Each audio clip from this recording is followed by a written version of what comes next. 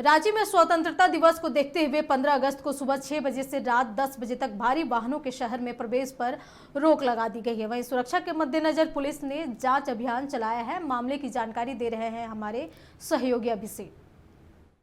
अगस्त को लेकर राजधानी रांची में बड़े वाहनों की नो एंट्री और ट्रैफिक रूट में कई बदलाव किए गए हैं। यानी कि आपको बता दें कि गुरुवार सुबह 6 बजे से लेकर रात 10 बजे तक शहर में बड़े वाहनों की नो एंट्री लगा दी गई है। कई रूट में डाइवर्ट किए गए हैं और मोराबादी इलाकों में अगर देखा जाए तो पूरी तरह से आप देखेंगे तो कई अलग अलग रूट के लिए रोड मैप बनाए गए हैं और उसी के आधार पर बड़े वाहनों की एंट्री है। हालांकि आप देखेंगे तो जिस तरह से सुबह 6 बजे से लेकर रात 10 बजे तक भारी वाहनों का प्रवेश वर्जित है। साथ ही जो रूट निर्धारित किए गए हैं ट्रैफिक एसपी के आदेश पर, उसी रूट में गाड़ी का परिचालन होगा।